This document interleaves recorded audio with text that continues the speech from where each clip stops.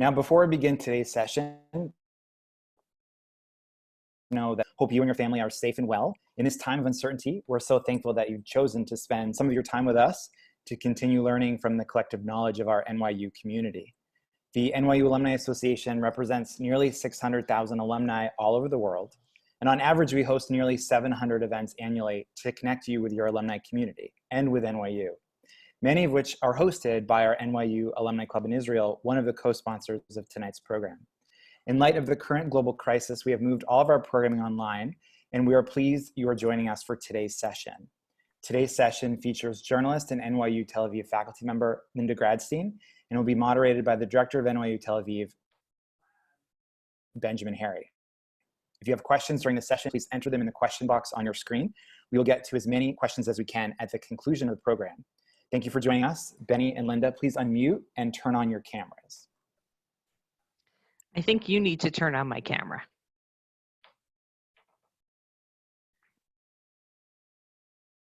Hello, everyone. I'm Benjamin Hary, and I'm the director of NYU Tel Aviv. I'm so pleased that you're all here. I'm also a professor in the Department of Skirball and, the Skirball Department of Hebrew and Judaic Studies. I'm a social linguist by profession, and I'm mostly interested in the connection between language and religion. I've written about Judeo-Arabic, the language of the Jews in the Arab world, and of other Jewish languages. If you're interested, my recent book with Sarah Benor is entitled Languages in the Jewish Communities, Past and Present. Our guest tonight here in Israel, our guest tonight is Linda Gradstein. She teaches journalism at NYU Tel Aviv and at the Hebrew University in Jerusalem. She also does radio and TV for Voice of America and is the features editor of the Jerusalem Report. Linda was in the past the NPR representative to Israel and Palestine. She has a BS in Foreign Service and an MA in Arab Studies, both from Georgetown University. Thank you so much, Linda, for joining us tonight. As we begin today's session, we would like to acknowledge that this is a very important but a challenging topic for many here and around the world. We present to you today as academics and as journalists who believe it is important to have an open dialogue around complicated and challenging issues. In a time of crisis, we choose to focus on moments when the world invests in people over politics. Thanks for joining us for today's session. I'd like to start with a clip that Linda produced for Voice of America News. John, please play the clip.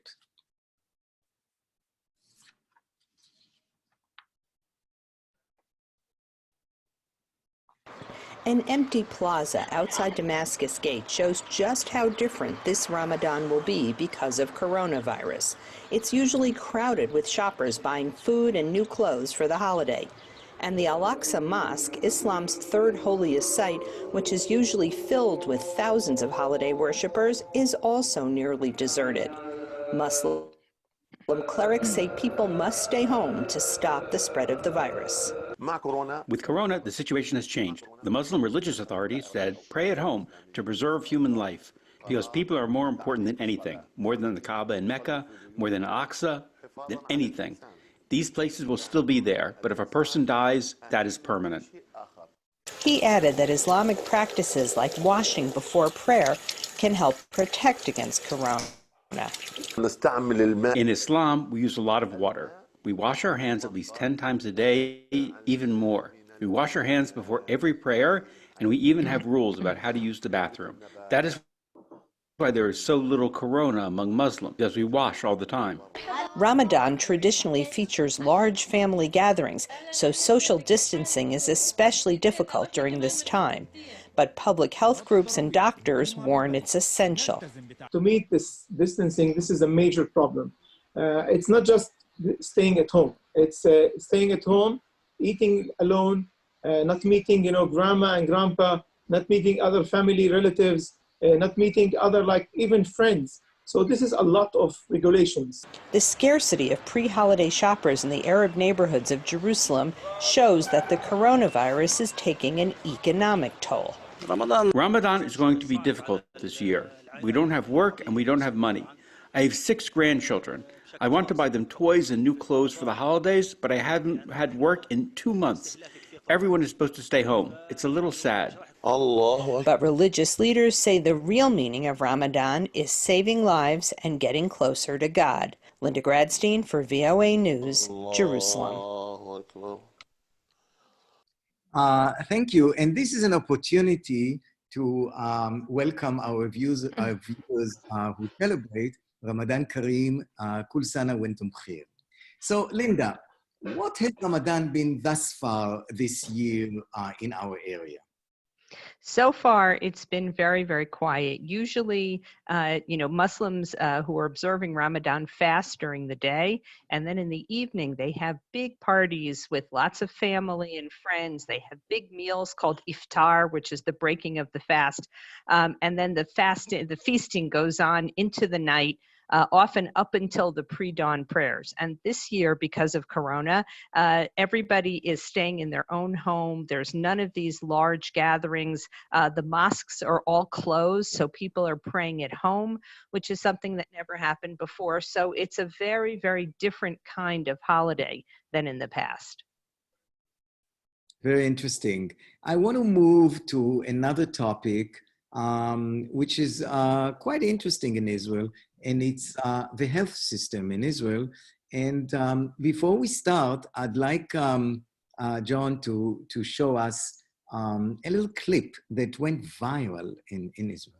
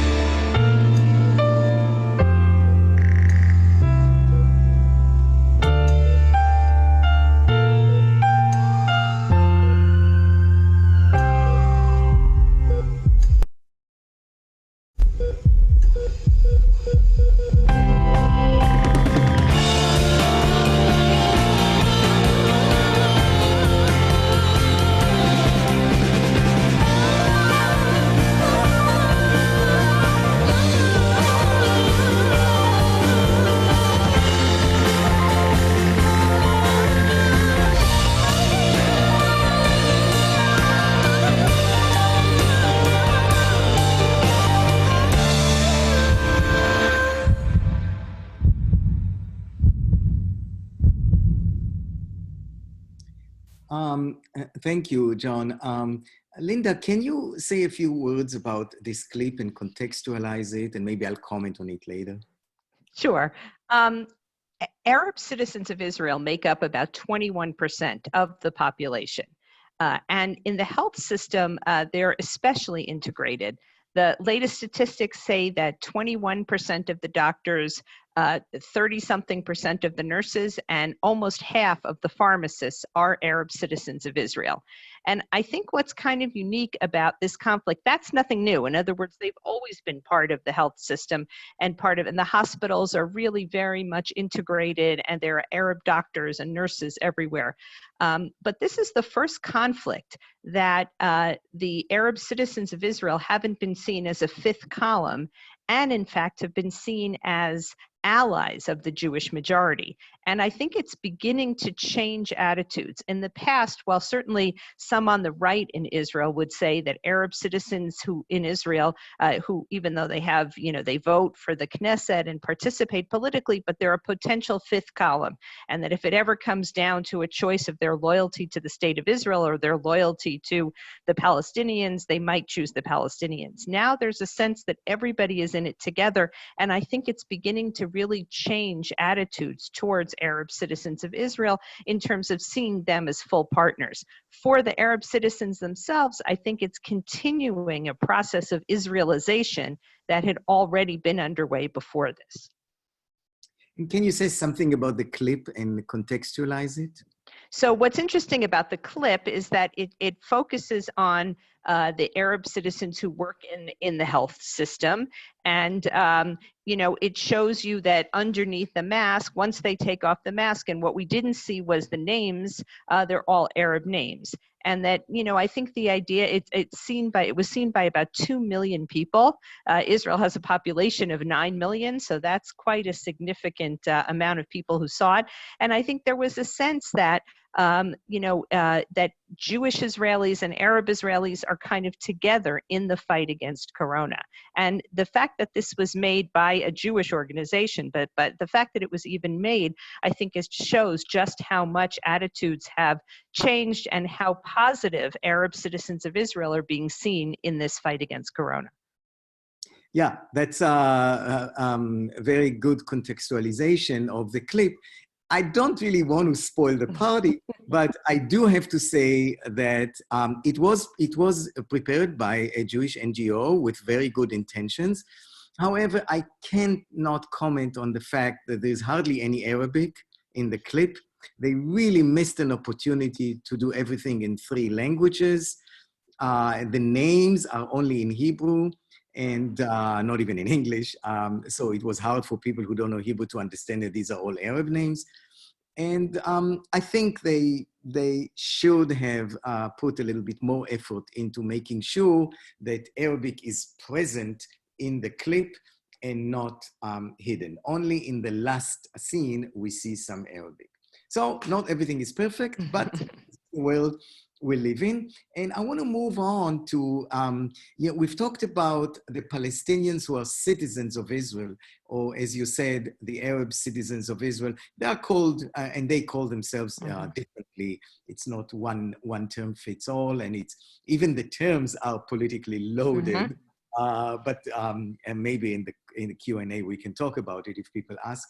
But can you talk about the Gaza situation in comparison to the West Bank? And here we talk about the Palestinians who are not citizens of Israel, who live in the West Bank in Gaza. So maybe you can show the difference and also talk about the pandemic there.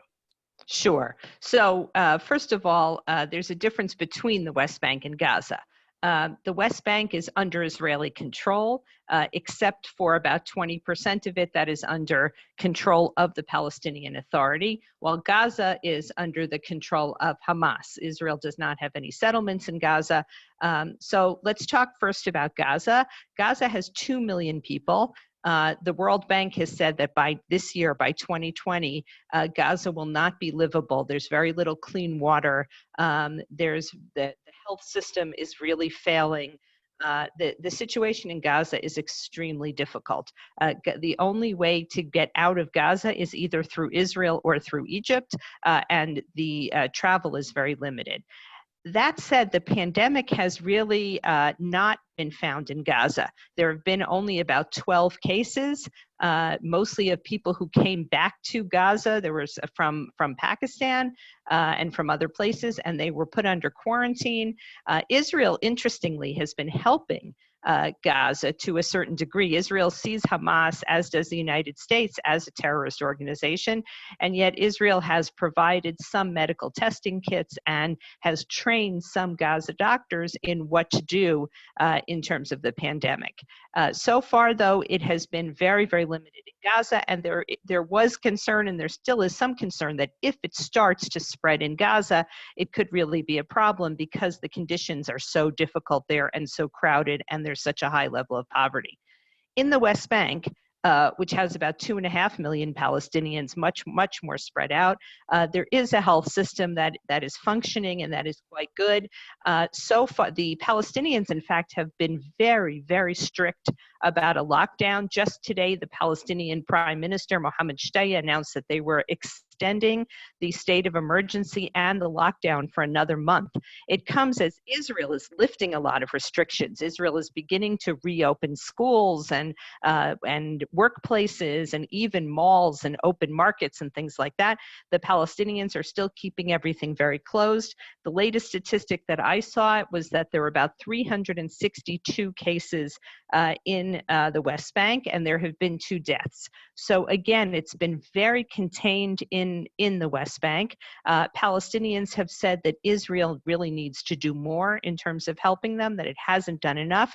So far, The health system, both in Gaza and the West Bank and in Israel, has not collapsed. They've very much been able to handle it, and the pandemic has been under control. But the Palestinian Authority is being very, very careful and wants to extend things and to try to keep it this way. There is some fear in Israel, by the way, that as soon as you open everything up, which is what's beginning to happen now, that in 2 weeks we'll see, 2 or 3 weeks, we'll see another spike in the number of cases. Thank you. I already see that there are a few questions, but let's leave them to the end and talk to Linda a little bit longer, and then we will go back to the questions. So many times in Israel, people talk about two different groups in one context. That is, they talk about the Haredi community, that is the ultra-Orthodox Jewish community, and the Arabs. Many people in those two communities don't feel affinity to the state of Israel and do not want to feel that it is a Jewish state. So something strange happened during the pandemic. You see pictures of soldiers delivering food in Bnei Brak, the center of Haredi community, and this community does not like soldiers. And you see policemen delivering food in Arab towns, and this community does not like Israeli police. So what's going on there? Can you talk about it? Is there a change in relationship? Is there any evidence for that? What do you think? So there is a change. I mean, in Bnei Brak, and there were, huge demonstrations before Corona against the army. And, a small percentage of ultra-Orthodox do serve in the army. They were afraid to go home wearing their army uniform because they would get attacked. So they would have to change out of their uniforms before they went home. And there was a very nice story of an ultra-Orthodox father who was with 2 little boys. And when they saw the soldier, they got very scared and they started to run behind the father. And he said to them, no, these are good soldiers. They've come to help us. So you have this situation where Israeli soldiers are going door to door in Bnei Brak, which has been one of the most heavily hit areas in Israel, and delivering food parcels and trying to help the community. The same thing in the Arab community, where you have police who are usually seen as the enemy coming and helping to impose order and to making sure that people really are staying home and are not violating the orders. And in some cases, there were mayors of Arab towns in Israel who called the police and said, there are young kids, young people violating the stay-at-home orders. We want you to come here and enforce them. So it's definitely, I think, increased the level of social solidarity in Israel, and it's given a way for people to break down some of these barriers that you had before. Now, the question is, will this continue after the pandemic ends? It's hard to know. But it's certainly, at least on a people-to-people level, I think has broken down some of these barriers, and that people are beginning to kind of see, just like we saw with the Arab citizens or the Palestinian citizens of Israel, we see attitudes changing. Again, it would be, it's really hard to know what will happen when things go back. I mean, Israeli society in a lot of ways is very compartmentalized. It's divided between secular and religious. It's divided between Jewish and Arab. And now in a crisis, obviously, those divisions are being kind of blurred. Whether that will continue remains to be seen.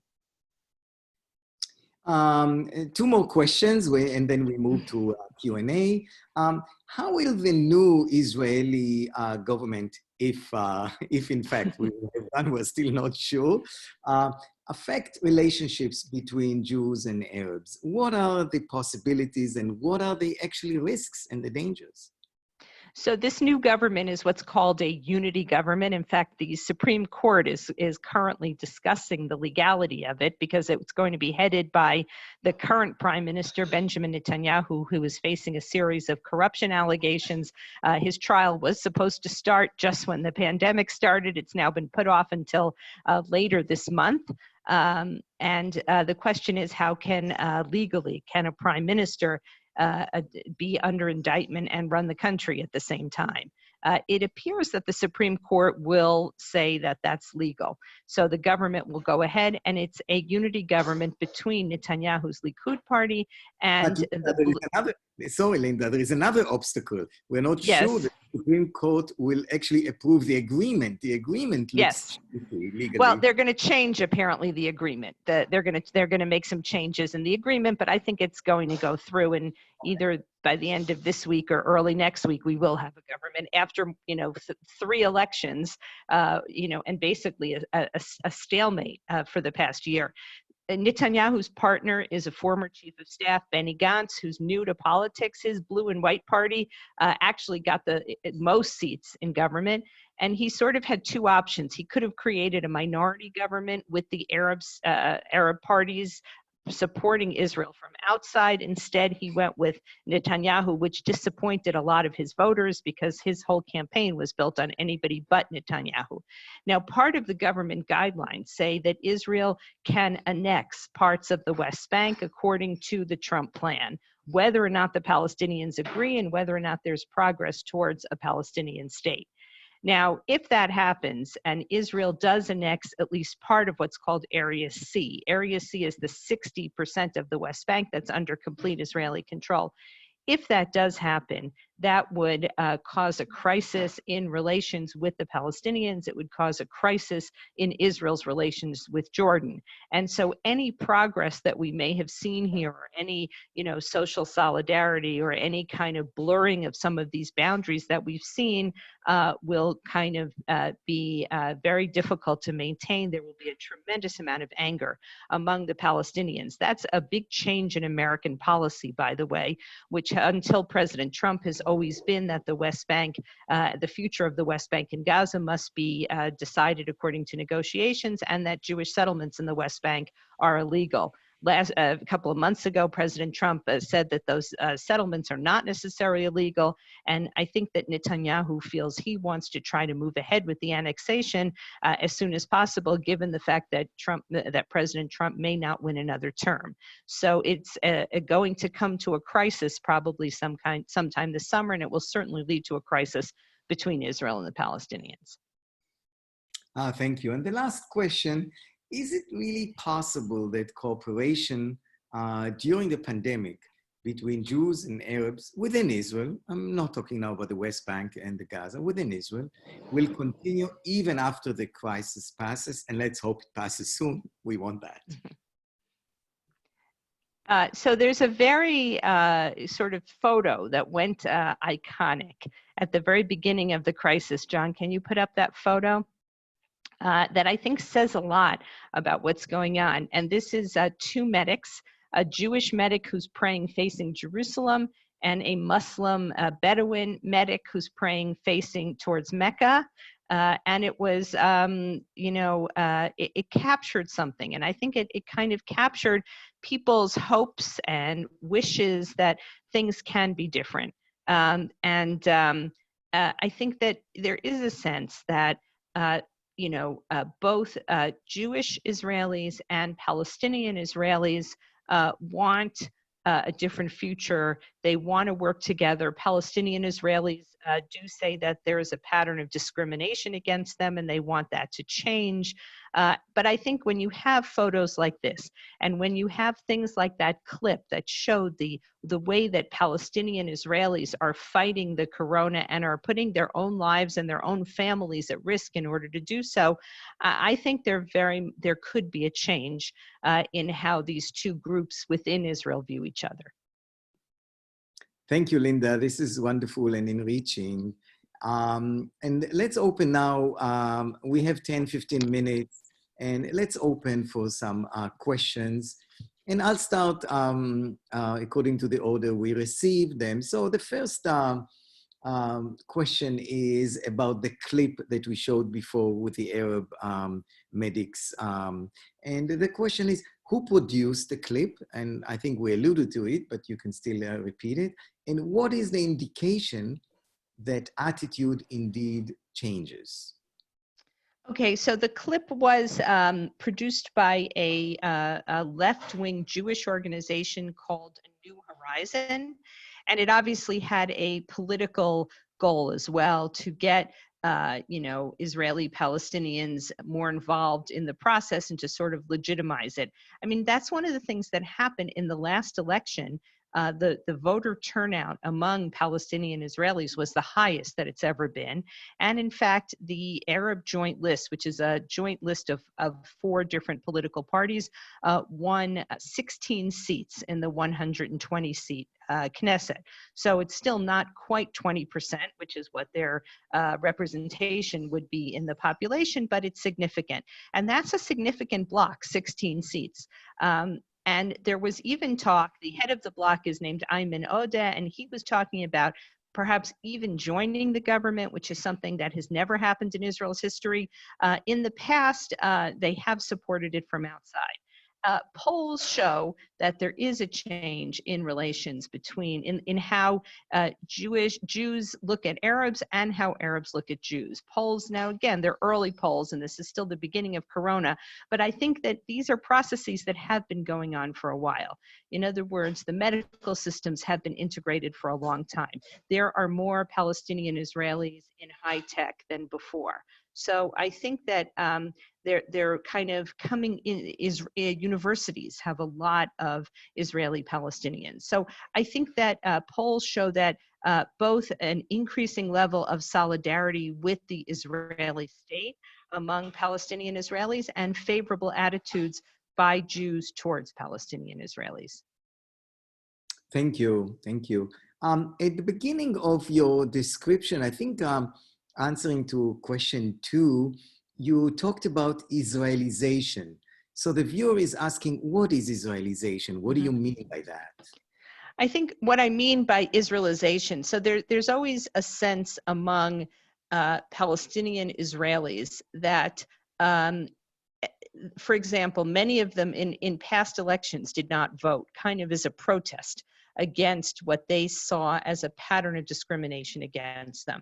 So there's been a debate going on within the Palestinian Israeli community. Should we participate? Should we try to, work within institutions, or should we say, the Israeli state is Jewish majority oriented? Last year, for example, there's something called the national the law of, what's it called, there's a new law that Israel, by the way, has no constitution. It only has a series of basic laws. Sorry? Nationality law. Nationality law, in which it says that Arabic as a language is no longer an official language of the state of Israel. It's a language that has special status, but it was sort of downgraded. And many Palestinian Israelis saw that as really a slap in the face against them. The other thing is that most Palestinian... Actually, Linda, not just many Palestinian felt. A lot of Mizrahi Jews or Arab Jews whose native language is Arabic, or the native language of their parents or grandparents is Arabic, also felt insulted by this. Yes, yes. And that was one of the things that they were campaigning. So there's always been, I think, a tension among Palestinian Israelis.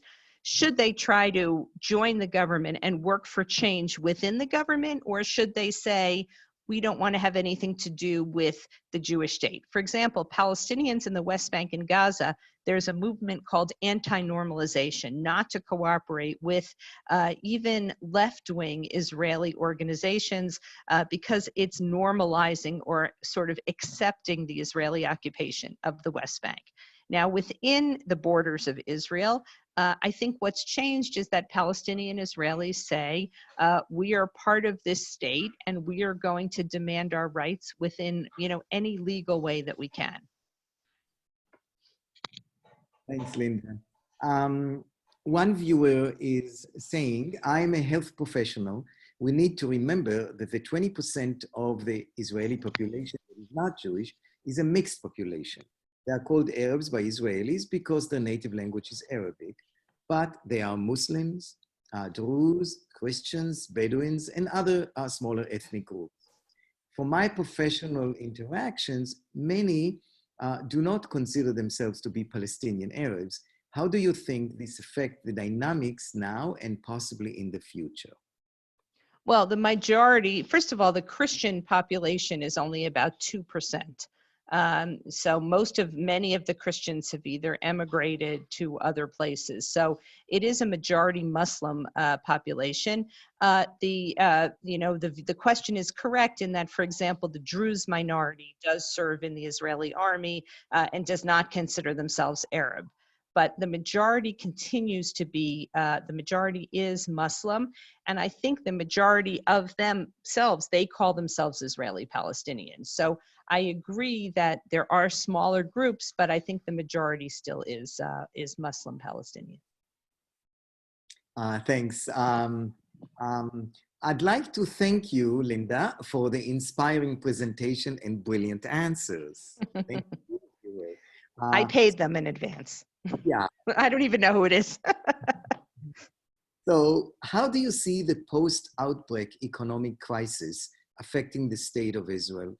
And may this influence the relationship between the different groups? Because I think the viewer means when there are such economical hardships, who knows what can be done and what can happen? No, that's a very good question. I mean, Israeli unemployment before the crisis was 4%, and it's now 26%. So Israel is a small economy, and unemployment has jumped. I mean, I know many people who don't have work, who are really kind of struggling. Now, the government has stepped in and is giving some grants and some loans and things like that. There are thousands, just like everywhere around the world, there are tens of thousands of businesses that could go under, especially small businesses, and there is a lot of concern. That said, a lot of people are drawing a parallel to the Yom Kippur War. When during the Yom Kippur War in 1973, Israel's economy was also devastated. And Israel did manage to come back within several years. That said, again, it's way too early. I mean, I think people are not even thinking about, how do you rebuild the economy? Although I think that part of the reason that they're opening things, perhaps some people think it's a little bit too quickly, but one of the reasons that everything is opening up is that until you open up schools and nursery schools, you can't have parents going back to work. So there's a lot of economic pressure, and that every day does cost a lot of money. The question is what's going to happen in terms of economic disparities, where you have a population like the Bedouin and who are already very poor, and what is the state going to be willing to invest money that it doesn't have in order to help Bedouin get jobs and things like that? And that's a very good question. I actually think this is a time of great opportunity, because once you've sort of stopped your economy, you can restart it and you can put money where you want. So it's actually an opportunity to look at Israeli society. Israel, by the way, has the greatest income gap between the haves and the have-nots for every country in the world except the United States. So there are a lot of income gaps. There is a fair amount of poverty. So it's really a time to say, okay, how do we, as we rebuild the economy and we try to think of new things and how getting the economy back on track, how do we make sure that there's opportunities for disadvantaged people as well? But I do think that it's correct in that it's a possibility that when there's no money, that's when social tensions can also increase. Right. And we know that Benny Gantz, who is probably joining Netanyahu in the government, has declared a few times that he's going to appoint an Arab minister. Yeah. Let's hope he does it. I'm not sure I like the idea that he's appointing an Arab minister for Arab affairs. I would much rather see an Arab minister of health, for example, because I think they can do a fantastic job. But we take whatever we get. Right. So, let's hope for this. Another question asked in this vein, what was the unemployment in the Arab sector prior to the pandemic? And is it higher than the Jewish sector now? I don't know if we have statistics, but I wonder if you know. So the unemployment in Gaza was already well over 50%. And among young people, it was something like 65%. So the unemployment was really, really high. And I haven't seen statistics. I assume that it's gone up. At the same time, in the West Bank, the unemployment was about 20 or 25%, and I would assume that it's gone up as well. And I think that there's less of a social safety net in the Palestinian Authority and in Gaza than there is in Israel. In Israel, you have the government giving unemployment payments, and as far as I know, that doesn't exist. What you have in Gaza actually is Qatar giving out $100 bills to families, and Israel facilitating that. So in Gaza, especially where you have a tremendous amount of poverty, you have more than 1 million people completely dependent on food aid, that is definitely a concern. And how do you get out of that, given that the original situation was not very good? So I think there definitely is some concern about that and the future. Yeah, you talked before about the largest income gap, and the question is, largest income gap in the world or in the developed countries? I think you didn't mean the no, in the developed countries. I meant in the developed countries. Yeah, and that was in Israel. I wasn't including the West Bank and Gaza.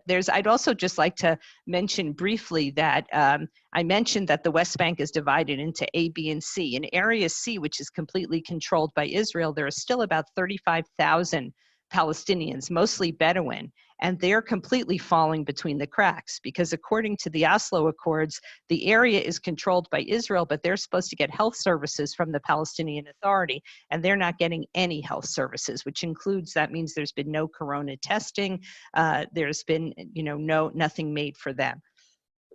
Excuse me. Which is actually dangerous for Israel as well. Yeah, yeah. Okay, so what can be done by either Israel or Hamas to help prevent a dramatic increase in corona cases in Gaza?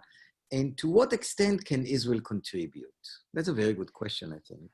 Right. So I think, first of all, the health ministry in Gaza, which the Hamas health ministry, has been trying very hard. They've set up some quarantine areas. I've spoken to a couple of doctors in Gaza, and they've been very careful about checking anybody coming back. But they don't have the number of tests that they need. They don't have the PPE equipment that they need. If the situation, but again, so far there's been almost none in Gaza. In the West Bank, interestingly, there are about 35,000 Palestinians who have permits to work in Israel. And usually they come in the morning and they go home in the evening. Again, right, this is a very small area, or at the most they stay during the week and they go home on the weekends. Because of this crisis, Israel has given permits for these Palestinian workers who work mostly in construction to stay in Israel for the whole time. So they basically came to Israel for close to a month. They went back to the West Bank for the Passover holiday, the Jewish holiday when construction stopped here, and now they've just come back. And the Palestinians are actually concerned that they could bring corona back with them. In other words, this is a situation where Israel has much more of a problem with corona than the West Bank does. What Israel could or should do is, first of all, sharing knowledge, which they are doing. And it was interesting that Hamas even admitted that its doctors had gone to training courses at the border with Israel. Israel sent doctors to kind of train what to do, how to look for things. So I think Israel can do more in terms of certainly sharing knowledge and perhaps sharing medical equipment. And if needed, perhaps even hospitalizing people who get sick in Israel. Again, so far it's been quite limited in both the West Bank and Gaza. But if it starts to spread, neither medical system is really set up for it, while the Israeli medical system is.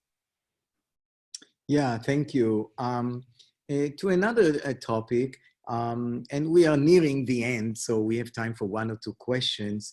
We've seen religious gatherings in the US violate physical distancing and the stay-at-home orders. Has this happened in Israel, and how has it been addressed or received? So it happened at the beginning.